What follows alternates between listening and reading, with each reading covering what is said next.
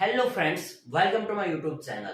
આજના વિડીયોમાં આપણે ગણિતનો એકદમ નવો અને ઇમ્પોર્ટન્ટ ટોપિક જોવાના છીએ કે ભાઈ આપેલી સંખ્યાઓ એ સમૃદ્ધ છે કે નહીં, સરવાળા બાદબાકી ગુણાકાર ભાગાકાર માટે સમૃદ્ધ છે કે નહીં. તમને એવો પ્રશ્ન પૂછાય કે સમમેય સંખ્યાઓ ભાગાકાર માટે સમૃદ્ધ છે કે નહીં જણાવો. પ્રાકૃતિક સંખ્યાઓ સરવાળા બાદબાકી માટે યા બાદબાકી માટે સમૃદ્ધ છે કે નહીં સમજાવો. તો આ સંખ્યાઓ માટેનો જે સમૃદ્ધતાનો ગુણધર્મ છે એ શું છે એ આપણે આજના વિડીયોમાં સમજવાના છીએ. હવે જુઓ, સૌથી પહેલા આપણે એ જોઈશું કે પ્રાકૃતિક સંખ્યાઓ, પૂર્ણ સંખ્યાઓ, પૂર્ણાંક સંખ્યાઓ અને સમમેય સંખ્યાઓમાં કઈ કઈ સંખ્યાઓનો સમાવેશ થાય છે એ સમજીશું તો આપણે સમૃદ્ધતાના ગુણધર્મને વ્યવસ્થિત સમજી શકીશું. તો સૌથી પહેલા આપણે જોઈએ કે સૌથી પહેલા જો જેમ કે આપણી પાસે સંખ્યા રેખા હોય, બરોબર. હવે સંખ્યા રેખાનું નામ જ શું છે? સંખ્યા રેખા.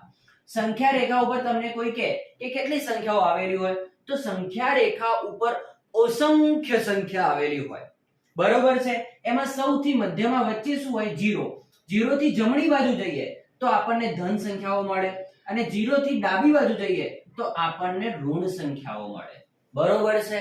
આ સંખ્યા રેખા ઉપર અસંખ્ય સંખ્યાઓ આવેલી હોય છે. ઘણી બધી પ્રકારની સંખ્યાઓ આવેલી હોય. આ સંખ્યા રેખા ઉપર પ્રાકૃતિક સંખ્યાઓ, પૂર્ણ સંખ્યાઓ, પૂર્ણાંક સંખ્યાઓ, સમમેય સંખ્યા, અસમમેય સંખ્યા, અપૂર્ણાંક બધી જ પ્રકારની સંખ્યાઓ સંખ્યા રેખા ઉપર હોય, બરોબર છે. એ સંખ્યાઓને આપણે વર્ગીકરણ કર્યું, એમના ગ્રુપ બનાવ્યા, બરોબર છે. એમાં સૌથી પહેલું આપણે ગ્રુપ જોઈએ તો એ છે પ્રાકૃતિક સંખ્યાઓ. કઈ સંખ્યાઓ? પ્રાકૃતિક સંખ્યાઓ. તો આ પ્રાકૃતિક સંખ્યાઓના ગ્રુપમાં કઈ સંખ્યાઓનો સમાવેશ થાય? આ પ્રાકૃતિક સંખ્યાઓની અંદર બધી જ ધન સંખ્યાઓ. કઈ સંખ્યાઓ? ધન સંખ્યાઓ. 1 થી શરૂ કરીને 1 2 3 4 આમથી તો આ બાજુ જઈએ તો અનંત સંખ્યાઓ. તો પ્રાકૃતિક સંખ્યાઓની અંદર બધી જ ધન પૂર્ણાંક સંખ્યાઓ જે છે એમનો સમાવેશ થાય, બરોબર.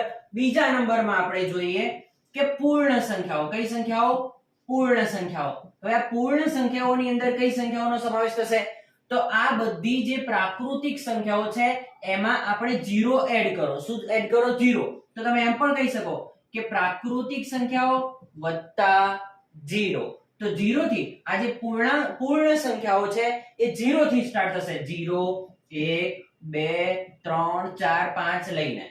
તો આમની અંદર બધી જ ધન સંખ્યાઓ પ્લસ 0, બરોબર, એમનો સમાવેશ થશે પૂર્ણ સંખ્યાઓમાં.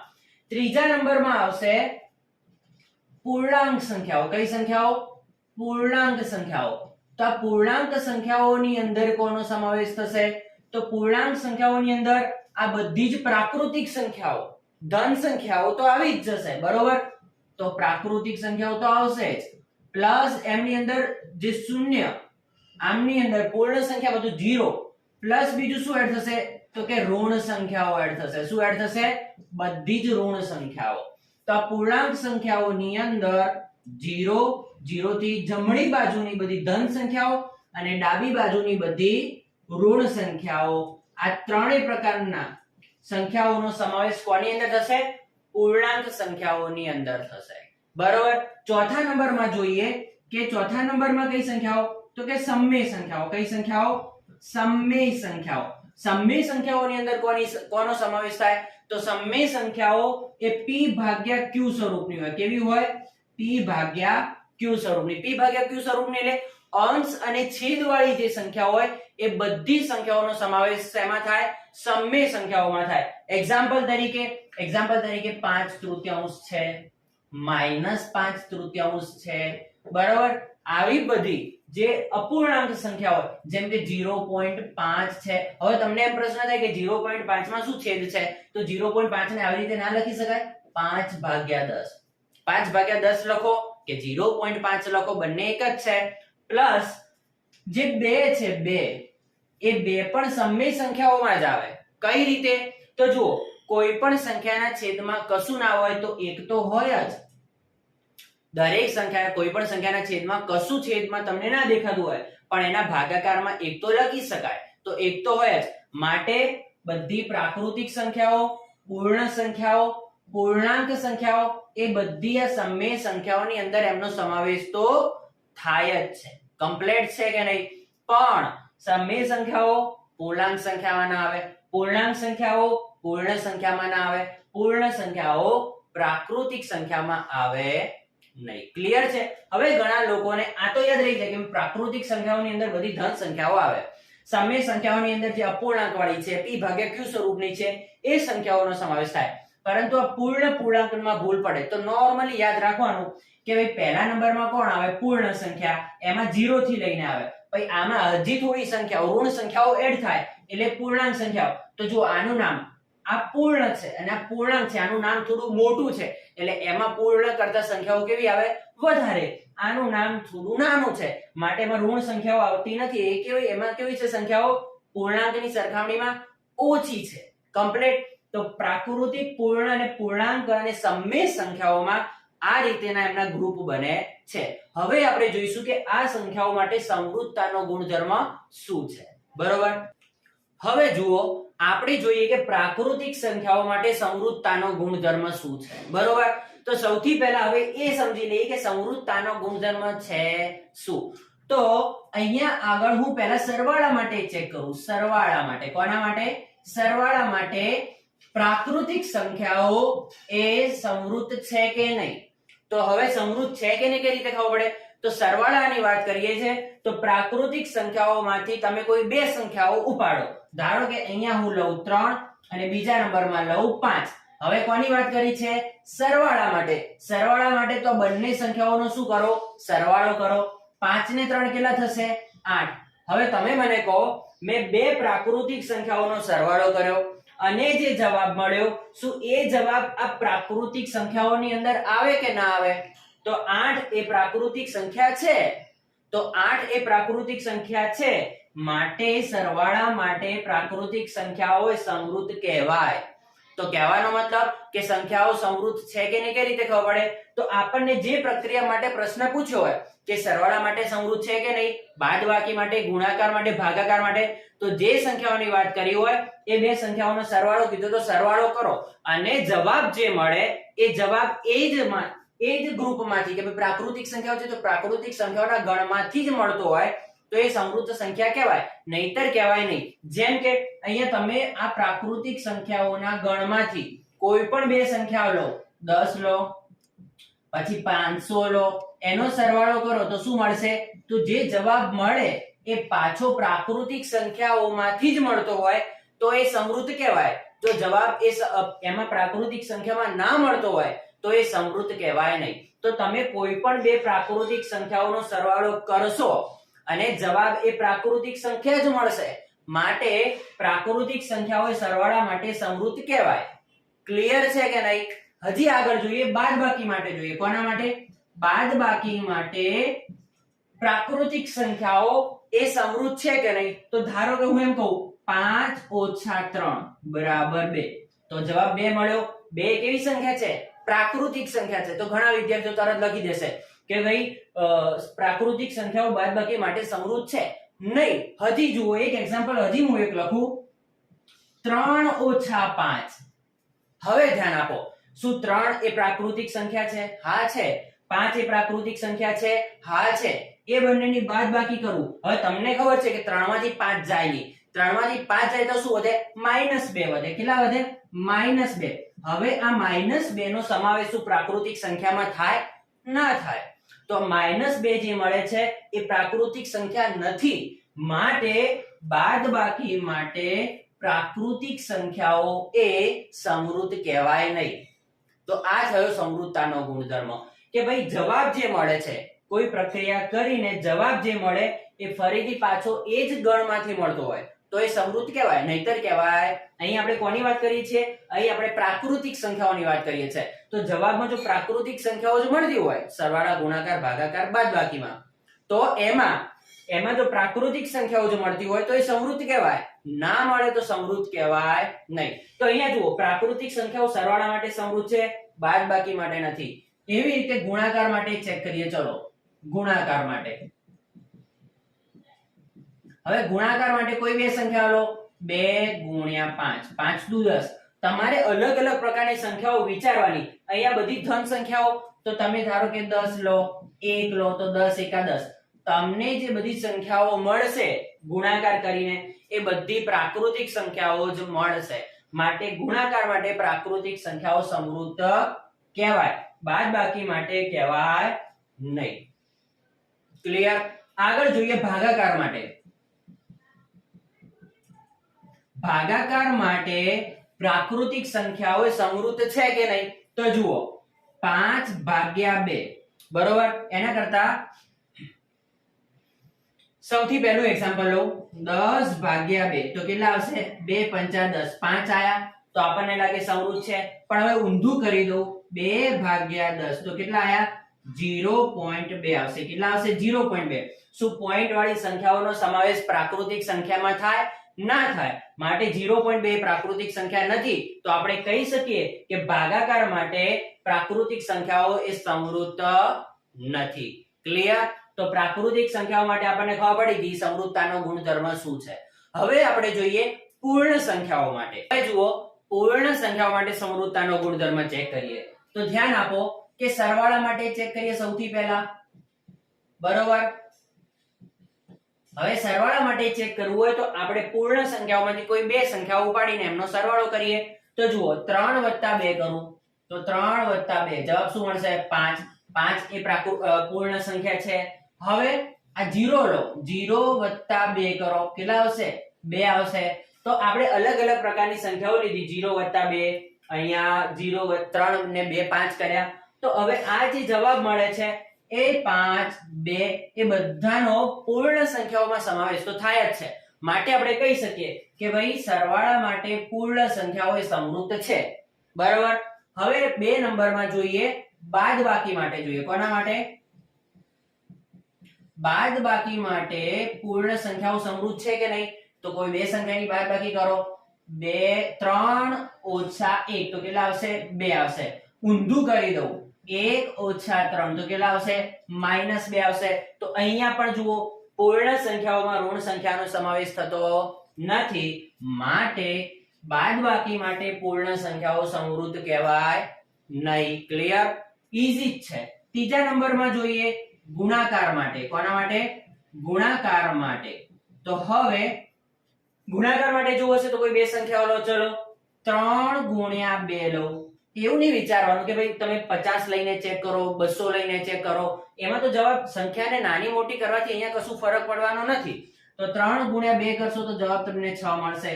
6 × 0 લેશો તો તમને જવાબ 0 મળશે. શું 0 6 એ બધાનો સમાવેશ પૂર્ણ સંખ્યામાં થાય છે? તો હા થાય છે. માટે પૂર્ણ સંખ્યાઓ એ ગુણાકાર માટે સમૃદ્ધ કહેવાય. ગુણાકાર માટે સમૃદ્ધ છે, બાદબાકી માટે નથી, સરવાળા માટે છે. ચોથા નંબરમાં ચેક કરી લઈએ ભાગાકાર માટે. ભાગાકાર માટે પૂર્ણ સંખ્યાઓ સમૃદ્ધ છે કે નહીં? તો સૌથી પહેલા ભાગાકાર કરીએ. ચલો 15/5 કરીએ તો 5 તરી 15 આવશે. તો 3 એ તો પૂર્ણ સંખ્યા છે. પણ હવે હું 0 નો ઉપયોગ કરું તો ચલો 0/2. આપણને ખબર છે કે કોઈ પણ સંખ્યાને તમે સંખ્યા વડે 0 ને ભાગવાનો પ્રયત્ન કરશો તો તમને જવાબ 0 જ મળશે, બરોબર. અને કોઈ સંખ્યાને 0 વડે તો ભાગી જ ના શકાય. કોઈ સંખ્યાને 0 વડે ભાગો તો જવાબ શું મળે? આનો ડિટેલ વિડિયો તમને આપણી જ ચેનલ ઉપર મળી જશે. કારણ કે કોઈ સંખ્યાને 0 વડે ભાગીએ તો કોઈ જવાબ મળે નહીં, અવ્યાખ્યાયિત, બરોબર. તમને કોઈ જવાબ મળે નહીં. તો હવે તમે અહીંયા વિચારો કે 0/2 કરીશ તો મને જવાબ 0 મળશે. ચલો હવે હું 16/8 કરું તો 8 દુ 16 મળશે. તો આપણે આ બધી સંખ્યાઓ જે આપણી પાસે 1 2 3 4 5 છે એમાંથી હવે કોઈ એવી સંખ્યાઓ લઉં હું 17 લઉં. 17/2 કરું. કેટલા કરું? 17/2. તો આપણને જે જવાબ મળશે તો પોઈન્ટમાં મળશે. અને આપણી સંખ્યાઓ કઈ છે? આપણી સંખ્યાઓ પૂર્ણ સંખ્યાઓ છે. તો ભાગાકાર માટે અહીંયા પોઈન્ટમાં જવાબ મળશે. 2 × 8 = 16, 8.5 મળશે. તો અહીંયા જે છે પૂર્ણ સંખ્યાઓમાં પોઈન્ટ વાળી સંખ્યાઓનો સમાવેશ થતો નથી. માટે ભાગાકાર માટે જો અહીંયા તમને પૂર્ણ સંખ્યા મળી, અહીંયા તમને પૂર્ણ સંખ્યા મળી તો તમને કોન્ફિડન્સ આવી જાય કે ભાઈ ભાગાકાર માટે પૂર્ણ સંખ્યાઓ સમૃદ્ધ હશે. પરંતુ તમારે અલગ અલગ પ્રકારના અંશ મોટો છેદ નાનો એમ અલગ અલગ પ્રકારના ઉદાહરણ લઈને પછી ચેક કરવું પડે. તો અહીંયા 17/2 કરવાથી જો 17 એ પૂર્ણ સંખ્યા, 2 પણ પૂર્ણ સંખ્યા, પણ ભાગાકારમાં પોઈન્ટ વાળી સંખ્યા મળે છે માટે એ સમૃદ્ધ કહેવાય નહીં. કોના માટે? ભાગાકાર માટે. તો ભાગાકાર માટે પૂર્ણ સંખ્યાઓ એ સમૃદ્ધ કહેવાય નહીં. ક્લિયર? હવે પૂર્ણાંક સંખ્યાઓ માટે જોઈએ. હવે જુઓ, પૂર્ણાંક સંખ્યાઓ માટે સમૃદ્ધતાનો ગુણધર્મ ચેક કરીએ. તો સૌથી પહેલા ચેક કરીશું સરવાળા માટે. સરવાળા માટે પૂર્ણાંક સંખ્યાઓ સમૃદ્ધ છે કે નહીં? તો કોઈ બે સંખ્યા ઉપાડો. ચલો 3 અને -1 નો સરવાળો કરો. 3 + -1. અહીંયા તમને પ્લસ માઇનસ ના ગુણધર્મો પણ આવડી જશે. જુઓ, પ્લસ માઇનસ માઇનસ ગુણાકારમાં છે તો પ્લસ માઇનસ શું થઈ જાય? માઇનસ. તો 3 - 1 = 2. જવાબ 2 મળે છે. હજી એક બે એક્ઝામ્પલ લો. ચલો 1 + 0 કરો. 1 + 0 = 1. બંને ઋણ સંખ્યા લો. -2 + -3. બરોબર? પ્લસ માઇનસ શું થશે? અહીંયા પ્લસ માઇનસ શું થશે? માઇનસ. તો -2 - -3 તો શું થશે? Minus minus. હવે અહીંયા ધ્યાન આપો, અહીંયા પ્લસ અને માઇનસ વચ્ચે ગુણાકારનો સંબંધ હતો.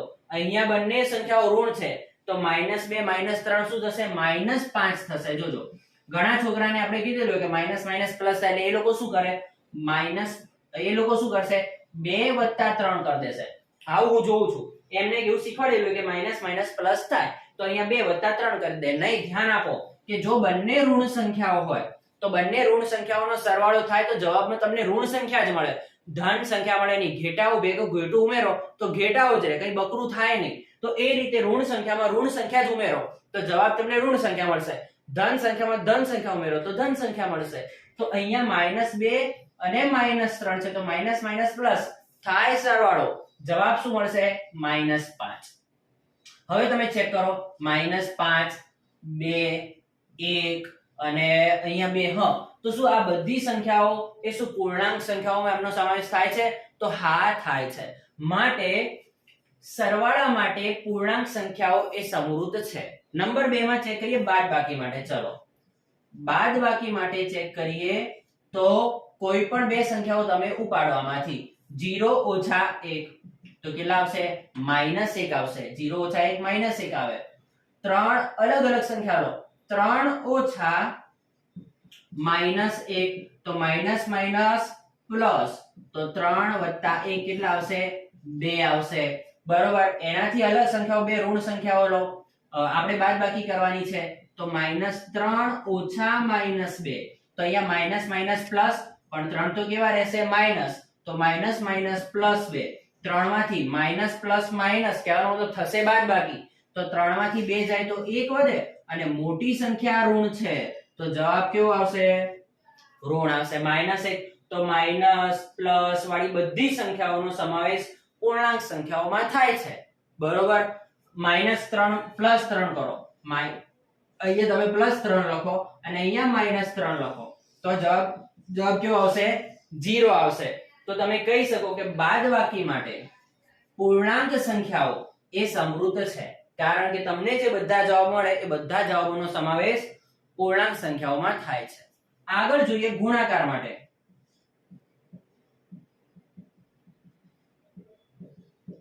ગુણાકાર માટે જોઈએ. ગુણાકારમાં કોઈ બે સંખ્યાઓ તમે અહીંયાથી લો. ચલો -3 × -2 તો 3 દુ 6 અને માઇનસ માઇનસ શું થઈ જશે? પ્લસ. એક ધન ને એક ઋણ લો. -2 × 5 5 દુ કેટલા થશે? 10. જવાબ આવશે માઇનસ. 0 અને કોઈ સંખ્યા લો. 0 × 3 જવાબ આવશે 0. તો જુઓ 0, 6 ધન સંખ્યા ઋણ સંખ્યા આ બધી સંખ્યાઓનો સમાવેશ એ પૂર્ણાંક સંખ્યામાં થાય છે. માટે પૂર્ણાંક સંખ્યાઓ એ ગુણાકાર માટે પણ સમૃદ્ધ કહેવાય. નંબર 4 જોઈએ. નંબર 4 માં ભાગાકાર માટે. હવે ભાગાકાર માટે તમને આઈડિયા આવી ગયો હશે. તો આમાં તમે જો કહી શકો આમાં કે 15 ભાગ્યા હું 2 કરી દઉં તો જવાબ શેમાં આવશે? પોઈન્ટમાં જવાબ આવશે. જો પોઈન્ટમાં જવાબ આવે તો આમાં કોઈ પોઈન્ટ વાળી સંખ્યાઓનો સમાવેશ થતો નથી. તો પછી આ જે છે પૂર્ણાંક સંખ્યાઓ એ ભાગાકાર માટે સમૃદ્ધ કહેવાય નહીં. હવે મારે ઈઝી એક્ઝામ્પલ ચેક કરવાનું કોઈ કારણ નથી. હું એમ કરું કે 10 ભાગ્યા 2 2 પંચા 10, પણ સામે એવા એક્ઝામ્પલ પણ છે કે 15 ભાગ્યા 2 કરશો તો તમને પોઈન્ટમાં જવાબ મળશે, તો પોઈન્ટ વાળી સંખ્યાઓનો સમાવેશ પૂર્ણાંક સંખ્યાઓમાં ના થાય, તો પૂર્ણાંક સંખ્યાઓ ભાગાકાર માટે સમૃદ્ધ કહેવાય નહીં. ક્લિયર છે? હવે છેલ્લું જે બાકી છે સમમેય સંખ્યાઓ જોઈ લઈએ. હવે જુઓ, આપણે જોવાના છે કે સમમેય સંખ્યાઓ એ સમૃદ્ધ છે કે નહીં સરવાળા બાદબાકી ગુણાકાર ભાગાકાર માટે. એની પહેલા જો તમને વિડિયો ગમ્યો હોય તો તમારા મિત્રો સાથે જરૂર શેર કરો અને કમેન્ટ કરો કે તમને વિડિયો કેવો લાગ્યો. પ્લસ આના સિવાય જે એવા ટોપિક છે કે જે તમે શીખવા માંગો છો, જે તમને અઘરા લાગે છે, તો આપણે તમને એકદમ ઈઝીલી રીતે એને શીખવાડવાનો પ્રયત્ન કરીશું. બરોબર છે? આગળ જોઈએ કે સમમેય સંખ્યાઓ એ સરવાળા માટે સમૃદ્ધ છે કે નહીં. હવે તમે પહેલા એ સમજો કે ભાઈ આમાં કઈ સંખ્યાઓનો સમાવેશ થાય, તો કે p ભાગ્યા q સ્વરૂપની અંશ અને છેદવાળી સમય સંખ્યાઓ, બધી પ્રાકૃતિક સંખ્યાઓ, પૂર્ણ સંખ્યાઓ, પૂર્ણાંક સંખ્યાઓનો સમાવેશ આની અંદર થઈ જાય. હવે અહીંયા મેં લખ્યું છે q is not equal to 0. કહેવાનો મતલબ q શું છે? છેદ. આ સંખ્યાઓમાં ભલે ભાગાકાર તમે એમ કરો કે ભાઈ 2 ભાગ્યા 5 બધી આવી અપૂર્ણાંક સંખ્યાઓનો સમાવેશ આમાં થાય. તમે એમ કહો કે ભાઈ 0 ભાગ્યા 1, પણ કોઈ દિવસ 1 ભાગ્યા 0, કહેવાનો મતલબ કે છેદમાં 0 આવતા હોય એવી સંખ્યાઓનો આમાં ઉપયોગ નહીં કરવાનો. કારણ મેં તમને કીધું કે છેદમાં 0 હોય તો તમને કોઈ દિવસ જવાબ મળે નહીં. બરોબર? એવી સંખ્યા એનો આપણે વ્યાખ્યાયિત કરી શકતા નથી એનો જવાબ, માટે છેદમાં 0 હોય એવી સંખ્યાઓ નહીં આવે, બાકી બધી અપૂર્ણાંક સંખ્યાઓ આમાં આવશે. હવે જુઓ, અલગ અલગ સમમેય સંખ્યાઓ બનાવીને હું સરવાળો કરું. ચલો કે ભાઈ 5 ભાગ્યા 2 કરો વત્તા 1 ભાગ્યા 2 કરો. તો ચલો 2 નો છેદ કેવો છે? સરખો છે. 5 ને 1 6 થઈ જશે, 2 તરી 6, તો જવાબ 3 મળે છે. 6 એ સમમેય સંખ્યા છે. હવે જુઓ, 2 ભાગ્યા 5 કોઈ અપૂર્ણાંક સંખ્યાનો હું અંશમાં 0 એવી સંખ્યાઓ સાથે સરવાળો કરીશ. તો ચલો 0 ભાગ્યા 1. હવે 0 ભાગ્યા 1 કેટલા થાય? 0 થાય. તો 2 પંચમાંશ વત્તા 0, તો કેટલા આવશે? 2 ભાગ્યા 5 જ આવશે. 2 ભાગ્યા 5 એ સમમેય સંખ્યા છે. બરોબર? હવે કોઈ ઋણ સંખ્યાઓ લો, -2 ભાગ્યા 5 વત્તા અહીંયા તમે લઈ શકો છો 3 ભાગ્યા 4 લો, બંનેનો છેદ અલગ છે, લસા લઈ લો. 4 દુ 8 -8. બરોબર? 5 તરી 15, પણ પ્લસ 15 આવશે. 5 ચોક 20 થઈ જશે. બરોબર? 15 માંથી 8 જશે તો કેટલા આવશે? 7 આવશે. તો 7 ભાગ્યા 20, 7 ભાગ્યા 20 અપૂર્ણાંક સંખ્યા છે. અપૂર્ણાંક સંખ્યા તો સમમેય સંખ્યામાં આવે. તો જવાબમાં જો ધન સંખ્યા મળે, ઋણ સંખ્યા મળશે, અપૂર્ણાંક સંખ્યાઓ પોઈન્ટ વાળી સંખ્યાઓ મળશે, તો એ બધી સંખ્યાઓનો સમાવેશ તો સમમેય સંખ્યામાં થાય છે. માટે જો જવાબ 0 મળે તો એ બધી સંખ્યાઓ સમમેય સંખ્યાઓમાં આવી જાય, તો પછી સરવાળા માટે સમમેય સંખ્યાઓ સમૃદ્ધ કહેવાય. ક્લિયર? બાદબાકી માટે બાકીમાં કોઈ અલગ અલગ સંખ્યાઓ આપણે લઈએ. ચલો 2 ભાગ્યા 10 ઓછા 3 ભાગ્યા 10, છેદ સરખો છે, 10 એમના એમ. 2 માંથી 3 જશે તો માઈનસ 1, અહીંયા માઈનસમાં જવાબ મળે છે, અથવા તો -0.1 કહેવાય. તો 0 માઈનસ સંખ્યા, ઋણ સંખ્યાઓ એ સમમેય સંખ્યાઓમાં આવે. અપૂર્ણાંક વાળી સંખ્યા છે તો સમમેય સંખ્યાઓમાં આવશે. એ પછી ધન હોય કે ઋણ હોય એ બધી જ સંખ્યાઓ સમમેય સંખ્યાઓની અંદર આવી જાય. પછી ધારો કે 10 ભાગ્યા 5 ઓછા 2 અહીંયા તમે લઈ લો 5 ભાગ્યા 5 લઈ લો. 5 ભાગ્યા 5, 5 ભાગ્યા 5 એટલે કેટલા થઈ જશે? તો 10 ભાગ્યા 5 છે, તો 5 દુ 10 થઈ જશે, તો 2 મળશે. 5 ભાગ્યા 5 થઈ જશે તો 1 મળશે. 2 માંથી 1 જશે તો કેટલા મળશે? તમને 1 મળશે. અથવા તો હવે અહીંયા તમે એમ લઈ લો કે 2 ભાગ્યા 2 લઈ લો. 2 ભાગ્યા 2 કેટલા થઈ જશે? 1 થઈ જશે. તો 1 ઓછા 1 બરાબર 0 મળશે. તો 0 1 -0.1 આ બધી જ સંખ્યાઓ એક એવી સમમેય સંખ્યાઓમાં આવે છે, માટે સમમેય સંખ્યાઓ એ બાદબાકી માટે પણ સમૃદ્ધ કહેવાય. ઓકે, હવે આગળ જોઈએ આપણે ગુણાકાર માટે જોઈએ. ગુણાકાર માટે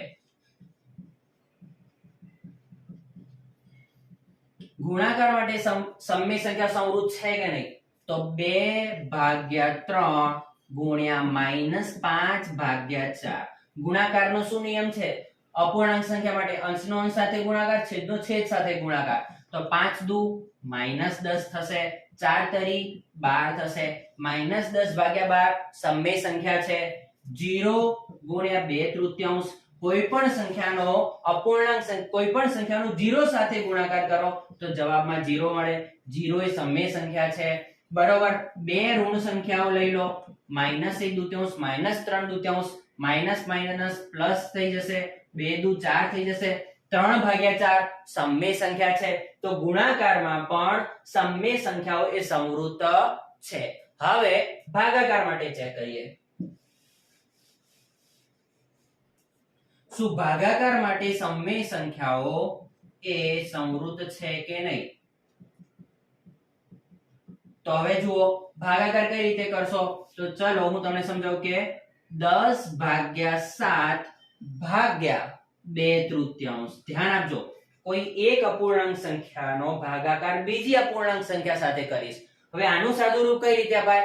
તો જ્યારે આવી રીતે ભાગાકાર કરવો તો નીચેની સંખ્યાનો વ્યસ્ત થઈને ઉપર ગુણાઈ જશે, અંશ એમનો એમ રહેશે.